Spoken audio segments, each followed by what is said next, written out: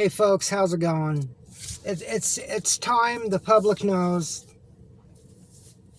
what the gig economy is, in the ups and downs, in the rolling average of the gig economy. I did a video a couple videos ago how DoorDash dash time averages $20 an hour dash time, not active time. Dash time is overall time on the app, averaging $20 an hour. Now, the honest reports around the country, you'll hear honest people give that number, $20 an hour. Now we hear reports $30, $35 an hour active time. Active time is the time you're on an order. Have you ever told anybody, yeah, I make $35 an hour, but it's only while I'm driving? Active time is just, it's not accurate to the overall time you're working on the app. You want to be paid by the time you're on the app. We see reports out here, screenshots continually about DoorDash, these big payouts, $22, $40, $100 an hour, but we see these screenshots and pictures.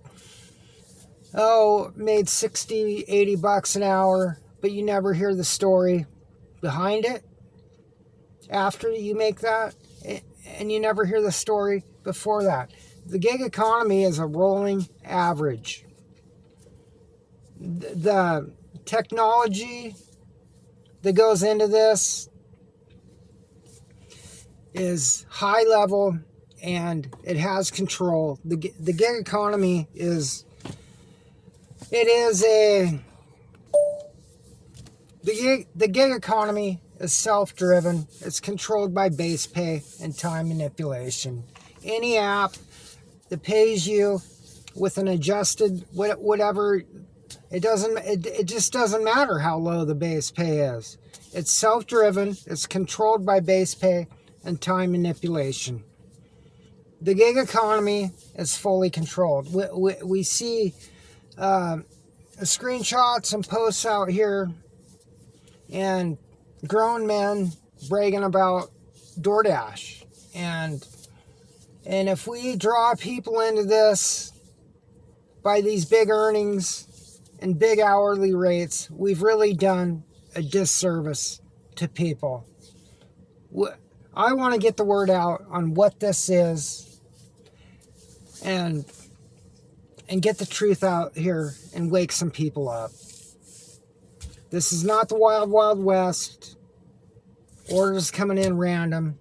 Every order has a structure, and it has a meaning. So we did a video earlier on about the $20 average of DoorDash dash time. So we're going to do we're going to show some Uber Eats earnings and how these apps are all the same.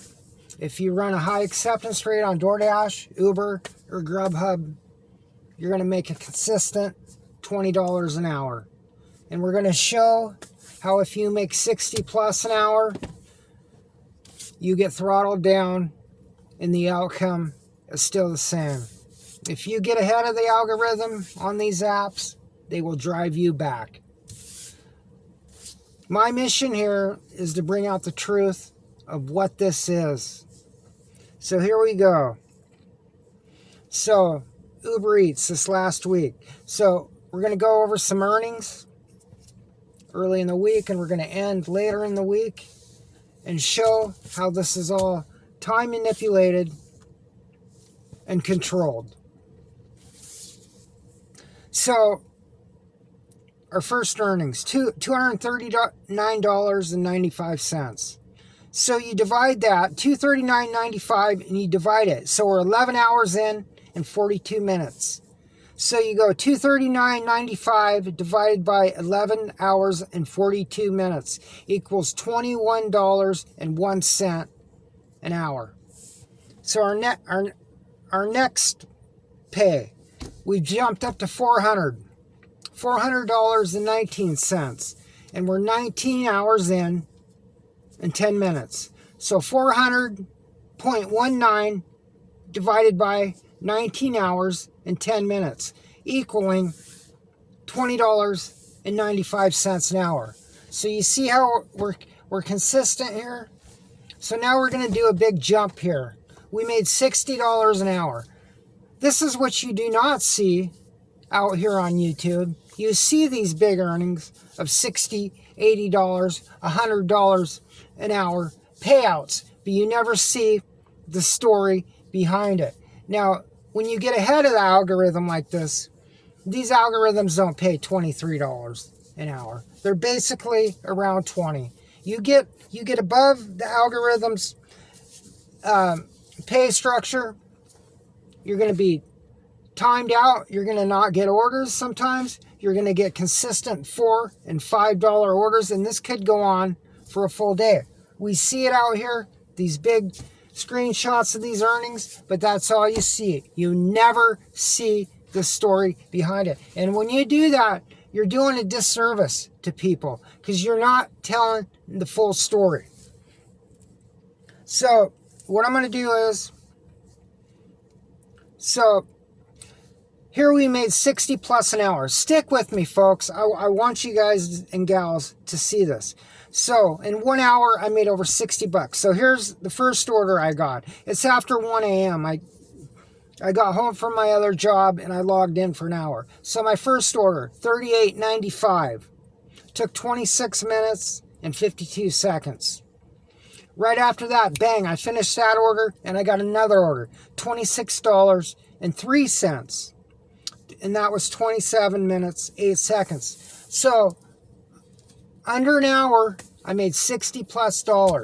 And now I'm going to show what getting ahead of the algorithm and the gig economy does. Now, there's a couple people out here that know this. And there's a lot of people out here creating content that don't even know the numbers. They don't even know how this gig economy works. You should study the numbers and be accurate and know what's going on before you post these large payouts and stuff like this. This is a rolling average in this gig economy, and all apps are about the same. So we made 60 plus an hour. So we're going to go, so our earnings jumped. There was a big jump in earnings. So I'm at $482.32, $482.32, and I got 20 hours and 37 minutes in. So that equals $23.67 an hour. So I'm way above that $20 an hour. So here's where it gets interesting. You never see this story out here. So now I'm going to be driven down. I'm going to get low ball offers, and I do want to keep a higher acceptance rate. That's what I do. But so with that being said, all day long from 20 hours to 25 hours, it was a rough 5 hours. Low ball offers, a lot of slack time. So here we are at 548.32. So we're $50 later. So 548.32 in 25 hours. So 548.32 divided by 25, we're driven back down to $21.93. So our next pay, we're 34 hours in 1 minute. So we're at $681.61 divided by 34 hours and 1 minute. So we've been driven down from almost $24 an hour online time. So we're at $19.98 an hour, almost 20 bucks, 2 cents shy.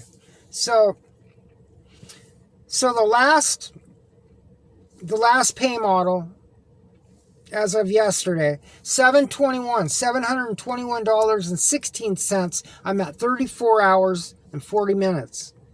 721.16 divided by 34 hours and 40 minutes. $20.96 an hour. So they drove me down. You never hear this out here. After that $60 an hour, they drove me down. Now, people that have done this and people that are aware, there's some people out here that know this and that are aware of this, but it's overlooked. And I think a lot of content creators don't understand this. They don't even understand these times, and they're putting these big payouts out here, and they just don't understand. But we really could be doing a disservice to people when we do this stuff and post these things. And so also what I want to say is, there's always talk, well I made $240 in 6 hours. Well, what do you make the next day and the next day? You never hear that. And here's another thing. Well, I made my goal in so many hours and I quit early. Well, the gig economy does not stop at the week. It can go into the next week. It's a rolling average. So you made your goal in 5 hours, and say you're at $23 an hour for the week, and then you move into the next week. You're gonna be driven down that next week to meet that average. So just because you made your goals quick, there are reactions to that, and that's what happens. So my goal is to get this out here, what this is. The gig economy is a rolling average. It's self-driven. You can do this anyway. If you have high acceptance rate, anything that manipulates base pay, every order, the base pay is different. It's to meet an outcome. I mean, without a doubt, those base pays don't move up and down for no reason. It's to meet their standards. So when you see high payouts out here and big $80 an hour, there is a negative effect to that. You're going to be battling to keep your acceptance rate up, and you're going to be battling low ball offers. And so moving forward, I've done a lot of studies on this, and over 23,000 food deliveries, and I know these apps inside and out, cherry picking and high acceptance rate, and I'm going to show somewhere here down the road how actually multi-apping, when you multi-app, it runs interference on other apps, and how the apps change when you multi-app, and how they change when you turn off the apps and only run one. So we're in 2024 here, and there's been a lot of talk about multi-apping in the past, but you should do your own studies and actually see how that affects you. I used to be a big multi-apper, but I've went to one app, and there's a reason for that. So do your homework, do your numbers, do your studies, be careful what you post out here, and draw, and we don't want to draw people into this. This is rough. You can burn out a car, you can burn out brand new cars in 5-6 years. So we want to be careful on what we do, and if we're going to post big stuff out here, we want to tell the story of the downside. And so my goal is to get this stuff out here and tell the truth of the gig economy. So that's going to do it, folks.